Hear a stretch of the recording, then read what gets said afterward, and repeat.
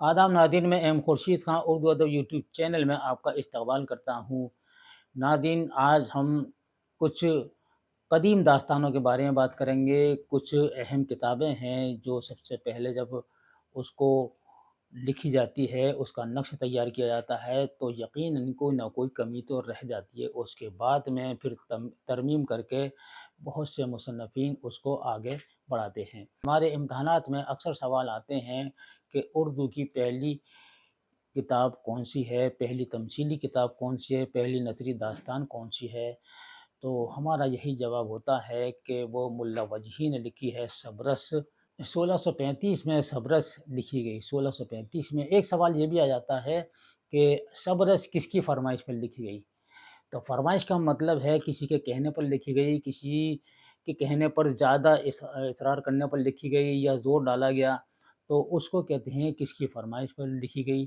تو اکثر یہ کچھ ایسی تصانیف ہیں جو کہنے پر لکھی گئی ہیں، اور یہ کہنے پر جب لکھی گئی ہیں جب ان کا وجود آ گیا ہے، اور آنے کے بعد میں جب بادشاہوں مہاراجاؤں کو یہ چیزیں پسند آئی ہیں تو وہ اپنی فرمائش پوری کرنے کے لیے اپنے وزیروں اور شاعروں سے کہتے تھے کہ اس پر بھی آپ لکھیے۔ جب ملا وجہی نے سبرس لکھی تھی تو وہ عبداللہ قطب شاہ کے کہنے پر لکھی۔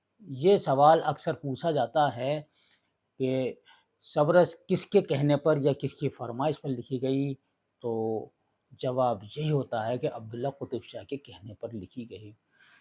اسی طریقے سے بہت سی ایسی تصانیف ہے، لیکن ایک آ جاتا ہے لفظ تبازات مثنوی۔ سب سے پہلے اردو میں کس نے لکھی تو وہ ملا وجہی نے لکھی 1609 میں۔ تبازات کا مطلب ہے جو دل سے نکلی ہوئی بات ہے، جو دل میں ہے، وہ ہم نے جو کتاب لکھی ہے، جو بھی کچھ لکھا ہے وہ ایک تصنیف کہلائی جائے گی کہ دل سے جو لکھی ہے تبازات مثنوی، یعنی خود سے لکھی۔ اور سبرس جو ہے تو یہ ادھر ادھر سے قصے سن کر اس کتاب کو منتخب کیا ہے۔ تو سبرس جو ہے یہ تبازات نہیں ہے، اور تبازات ہے 1609 میں مثنوی لکھی تھی قطب مستری، اور 1609 میں لکھی تھی محمد قلی قطب شاہ کے عہد میں لکھی تھی۔ اسی طریقے سے اشرف بیابانی نے اردو کا پہلا مرثیہ لکھا نوسرہار کے نام سے۔ نوسرہار کے نام سے لکھا۔ نوسرہار میں خاص کر اشرف بیابانی نے جو موضوع بنایا ہے وہ واقعہ کربلا اور شہادت امام حسین کو موضوع سخن بنایا ہے۔ یہ یاد رکھیے گا کہ نوسرہار کا موضوع کیا ہے، تو وہ ہے شہادت امام حسین یا واقعہ کربلا، یہ اس کا موضوع ہے۔ 909 ہجری مطابق 1503 میں اشرف بیابانی نے نوسرہار لکھا تھا۔ اردو کی پہلی منظوم داستان یا اردو کی پہلی مثنوی ہم کہہ سکتے ہیں وہ قدم راؤ پدم راؤ کے نام سے فخر الدین نظامی نے لکھی تھی۔ 1434 یا 1435 عیسوی میں لکھی تھی۔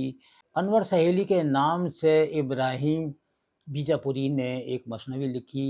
یہ ابتدائی دور کی مثنویاں ہیں اور کچھ نہ کچھ کمیاں رہ جاتی ہیں، لیکن باقاعدہ جو ایک داستان لکھی گئی ہے وہ 1775 میں قصہ چہار درویش فارسی کتاب کا جو امیر خسرو کی لکھی ہوئی تھی اس کا اردو میں ترجمہ کیا تھا نو طرز مرصع کے نام سے 1775 میں، اور میر عطا حسین تحسین نے کیا تھا۔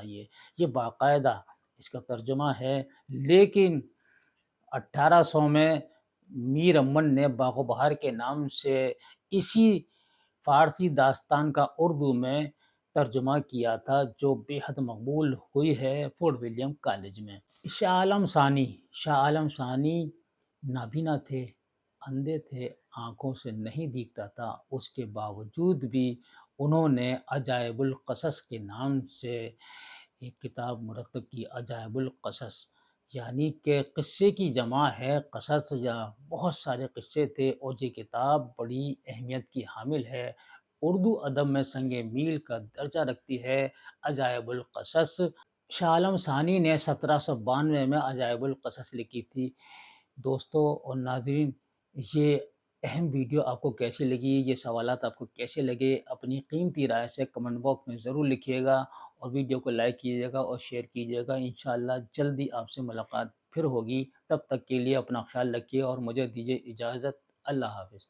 اردو کے دلچسپ اور معلوماتی ویڈیو دیکھنے کے لیے ایم خورشید خاں کا اردو ادب یوٹیوب چینل کو ضرور سبسکرائب کریں اور گھنٹی کے نشان کو ایک بار دبا دیں تاکہ ہماری ہر نئی ویڈیو کا نوٹیفیکیشن آپ کو سب سے پہلے مل جائے۔ مزید معلومات کے لیے رابطہ کریں 8477965321 پر۔